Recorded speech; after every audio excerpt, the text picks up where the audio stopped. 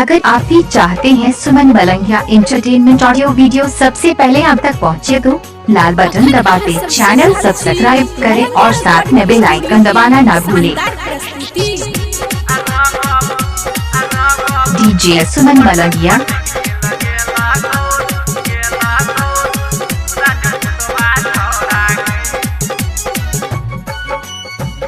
Mix by Bittu Malangiya. गुअरवा छौरा गई तू सधवा छौरा गई। गुअरवा छौरा गई तू सधवा छौरा गई। रंग पटक पटक के लगेला तो राजपूतवा छौरा गई। रंग पटक पटक के लगेला तो राजपूतवा छौरा गई। बरहीवा छौरा गई कोइरीवा छौरा गई। बरहीवा छौरा गई कोइरीवा छौरा गई। रंग पटक पटक के लगेला तो राजपूतवा छौरा गई। रंग पटक पटक के लगेला तो राजपूतवा छौरा गई। अभी आप सुन रहे हैं मलंगिया से सुमन दीवाना के मोबाइल नंबर 8882452308। अखन अहाँ सब सुन रहल छी मलंगिया रिकॉर्डिंग स्टूडियो के शानदार प्रस्तुति। हलुआई संग में धानुक लगेल को गाल में रंग ललका। हलुआई संग में धानुक लगेल को गाल में रंग ललका। हलुआई संग में धानुक लगेल को गाल में रंग ललका। छौरा पंडितवा रोइंग दिल को जोगो तोहर सुखल का।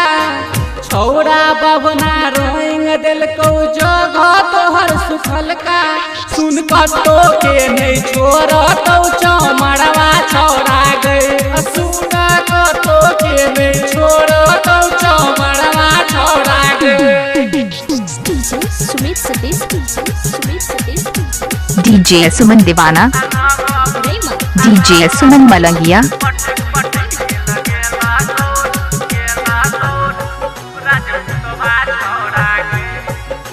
अखन अहाँ सब सुन रहल छी मलंगिया रिकॉर्डिंग स्टूडियो के शानदार प्रस्तुति। भेलो नहीं तोरा लाज कनिको लगेला सब कर जाके।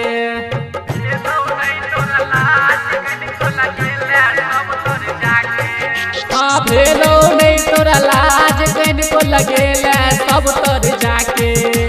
दीपक दीवाना छौरा लगल को घर में जाके। दीपक दीवाना छौरा लगल को घर में जाके। ककेल को ऊपर नीचा गिला बिटुआ छौरा गई। ककेल को ऊपर नीचा गिला छौरा रबना छौरा गई। बरहीवा छौरा गई कोइरीवा छौरा गई। बरहीवा छौरा गई कोइरीवा छौरा गई। रंग पटक पटक के लगेला तो राजपूतवा छौरा गई। डीजे सुमन मलंगिया। डीजे सुमन दीवाना। Mobile number 8882452308।